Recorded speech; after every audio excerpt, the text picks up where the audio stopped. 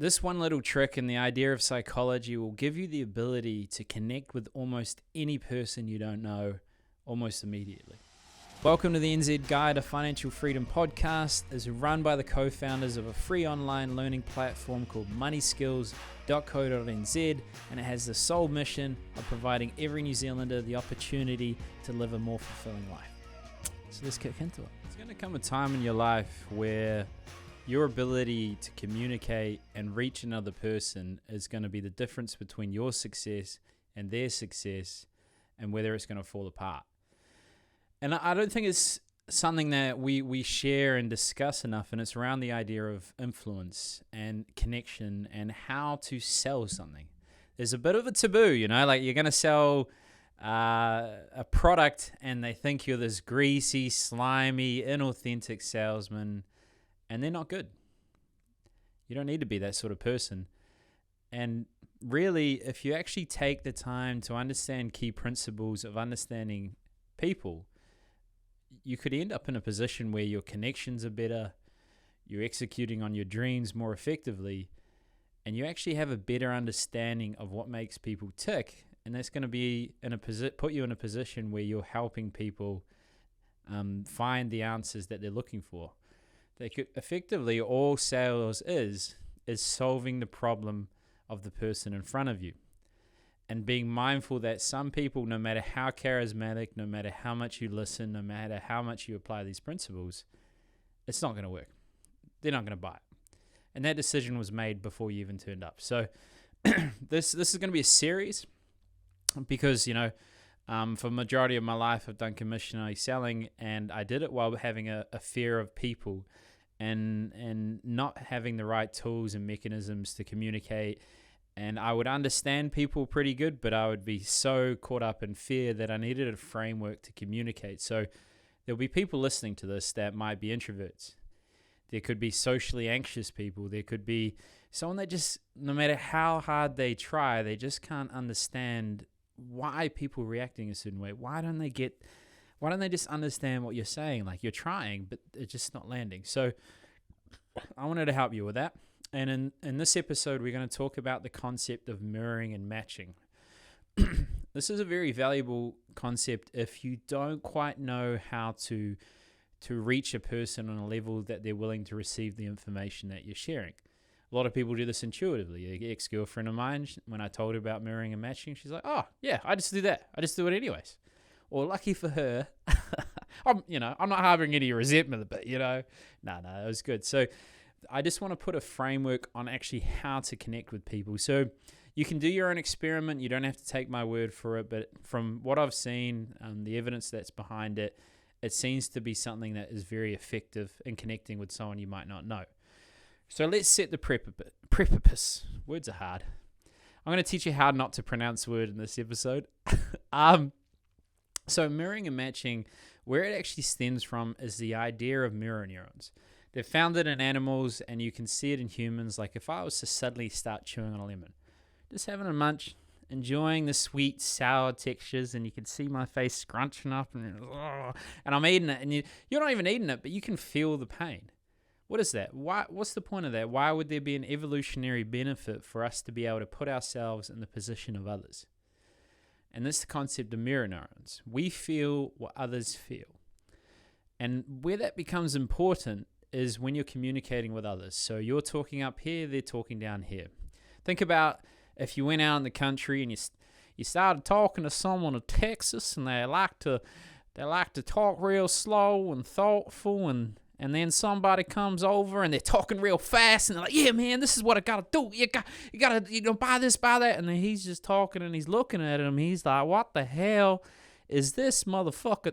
I can't even relate in any way because he's too fast. He ain't on my level. So what mirroring and matching does is really just another way of saying empathy, being mindful that other people receive information in different ways. And what will happen is not only do you mirror tonality, not only do you mirror speed in the example that I talked about, but you can use body language, you can even use breath. Tony Robbins talks about he would help couples find intimacy, and he had this huge waiting list, and they weren't willing to he couldn't find time to help them, but they just keep reaching out. And what he would do is he said to the couple, go home. I want you to take the moment when you're in bed together to try and breathe in unison, entrainment. Try and feel and put yourself in the position of the other person. And I tried this. And what I started to notice is, they might have a very shallow and sharp breath. And when I had a very shallow and sharp breath, I felt the weight of the world. I felt the heaviness in my shoulder. I felt anxious. I felt overwhelmed. And then eventually we'd start flowing into the slow breathing and holding eye contact and just connecting and just feeling and moving in unison. And then there was this level of rapport, this level of connection, and it was a really beautiful thing. So I'm not saying sit there, you're going up to someone, you got to convince them to invest in your business idea, you got to negotiate with your boss about getting a better pay, but I'm saying sit down and be mindful of the way they're communicating with you. How do they sit? How do they walk? How do they breathe? What's the pace that they communicate? What's the tonality that they use? Like, think about it. We have our own sort of perceived understanding of how a conversation might go. I prefer people that are logical, they're not combative, but they're authentic. So I try and replicate that in my conversations because that's what I want to see in other people. And if someone comes at me really inauthentic and mean and irrational and emotional, I close off. I find it harder to connect with them. So when you're walking into an office, let's say you're doing a job interview, and you notice the person, the way they shake the hand, for example. They're going to shake the hand, and traditional school of thought tells you, shake the hand, hold firm eye contact, and look them in the eyes. But can you think of this memory where you go to shake the hand and it's like a limp biscuit and they're not even committed and they're looking around and you're trying to force it to them and you're looking them in the eyes, you're like, shake my fucking hand. And then they just don't. It's a limp biscuit and there wasn't that rapport moment. Or you have someone when you shake their hands, they go two hands. They say, oh, really great pleasure to meet you, Ryan. Let me grab a seat. Let me walk you through this. So if you come at a person and you hit them with the hard, firm handshake and look them in the eye and force them to be a part of the way your reality, it can work. If you're the person, there's usually in an interaction, there's someone creating the reaction, there's someone that's reacting, but usually you have to earn the right. You have to earn their trust before they'll flow with you. That's what the mirroring and matching is. You'll mirror them and they'll start matching you. So you've got to earn the right for them to connect with you in the way that you naturally communicate. So instead of actually shaking the hand with the firm eye contact, be mindful of how they're shaking your hand and try to mirror it in some way. It's quite hard, it's a split-second thing, but it becomes second nature over time. And then you walk into the office, you sit down, and they seem very formal, and their eyes are looking around, and they're, yeah, so Ryan, what makes you think that you're deserving of the role that we currently have here? See, now I might be all active and like looking them in the eye and like, come on, man, I want to connect with you. I'm excited. I'm G'd up. I can't wait. Blah, blah, blah. But they just communicated with me in a very logical way, a very calm manner, and they're looking around as though they were creating the illusion of space. Because if you think of your brain in three parts, you've got the reptilian brain, which is the first part that reacts. You've got the limbic system that looks at sort of the emotional side, the undertone, the unconscious aspect, and then the prefrontal cortex, which is logical, and it's assessing, and it's quite useful, and it's helped us evolve. When you use all those in unison and you're only appealing to the logical, you're actually missing on a lot of the subtle intricacies of the communication that's happening between the two individuals. You want to appeal to the unconscious mind. You want to appeal to the reptilian brain. So he communicated with you in a very logical way. He's using his eyes to look around. He needs the illusion of space because maybe it's confronting to talk to people. In selling, they teach you instead of standing front on, stand to the side. Give them the ability to escape because we haven't evolved a whole lot. So if you were to meet a new primate in their territory, there's a certain uncertainty. They may want to feel an exit. They don't want to feel overwhelmed. So if you cut off that exit with a person that's quite fearful and is looking around and trying to create the illusion of space, then you're not creating rapport. They don't feel safe. So when they're looking around, they say, hey, Ryan, so what do you feel like you can bring to this role? Well, Dave, and you're looking around. Well, Dave, I think, I'm not too sure. I have different experiences. I have different talents. But I think the biggest thing I could add value to is just the willingness to learn and to listen and not overpower people. And I really want to develop. I want to come into this organization with an empty cup.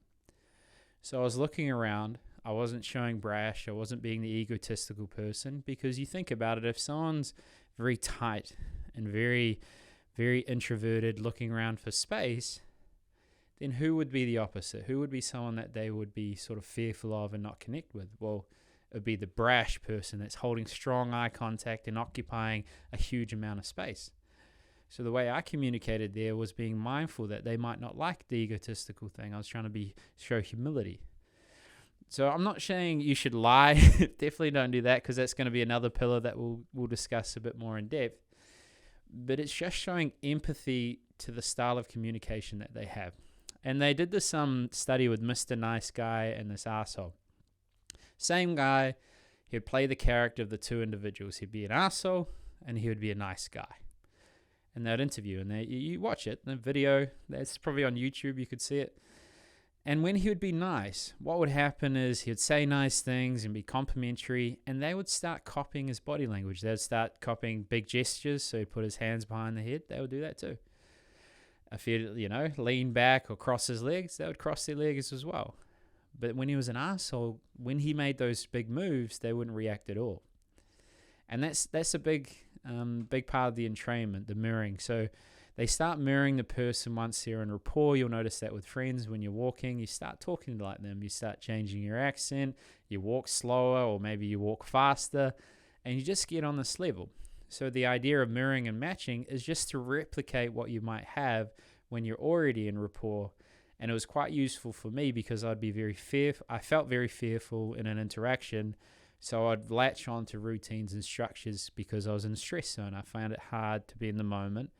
So if I could rely on certain processes, similar to how surgeons, they wash their hands exactly the same way. They have a process and structure to deal with the uncertainty of surgery. Or you have military leaders where they have, they create routines and frameworks to deal with fear, to overcome the resistance to shoot another human being. So you have these frameworks that are useful when you're in a stress zone. Ideally, you be authentic, but with empathy. So you're being mindful that you're communicating in a way they want to receive the information, but you're also staying true to yourself. The exception is if you're in stress, you can't even think. You can fall back on it at least until you find your feet again. So that's mirroring and matching. And you might think, if I'm copying this style of speech, if I'm using their tonality, if I'm sitting and using a similar body language, that they'll notice. They don't. They usually don't. People, in my opinion, and actually myself, don't really listen that much. They're effectively waiting for you to stop talking so they can make it about them in some way. Whether you're saying, hey, this is what's happened to me, and they're like, oh, well, that reminds me of this. Or maybe they're trying to think of the idea so they can make a good impression, and it's gone through their head before they actually talk, so they're not necessarily paying attention to you mirroring their body language. But those would be the key things to be mindful of, is shaking the hand.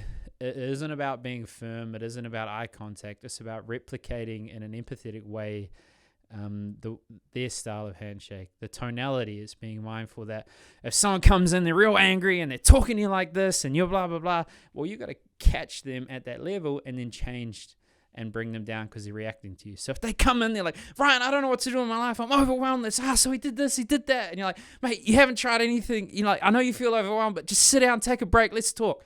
Instead of saying, sir, I think, I think you should calm down. It will work out. Like, you just grab a seat. You don't understand. I'm talking to you like this. You don't get me. But then when you reach them on their level, communicate with them in the state that they're in, you can start bringing them down to your level, because that's the matching part. You build rapport. They start mirroring the person that's creating the reaction. And then from there, you reach a certain level of rapport and connection, and you can expand and build from that. So that's the concept of mirroring and matching. If you don't think this is, you think this is a bit of woo-woo and it doesn't work, I challenge you to try it. I challenge you to do mirroring and matching for a period of time. So you're mirroring them, see how you connect, see it, and then do a gesture to see if they start copying you when you do that gesture. And you're going to be surprised. Or you're Mr. Arsehole and they're not in rapport and you fucked up. There's exceptions, but do a couple experiments. Just try it out. If you don't believe me, I mean, I've done it for years, but if you don't believe me, it's scientifically proven. But if you don't believe me, just try it yourself. So, thank you. I hope that was valuable for you. And if you can honestly give us a review, just transparent. If it's not a good review, tell us why, and I'll try to improve it. If it's a great review, thank you so much. Also, thank you for the people that don't think it's good and encourage us to make it better. And I'll read it out. If you make a review, I'll read your name out, give you a shout out on the podcast. So thank you for the time. And that was Mirroring and Matching.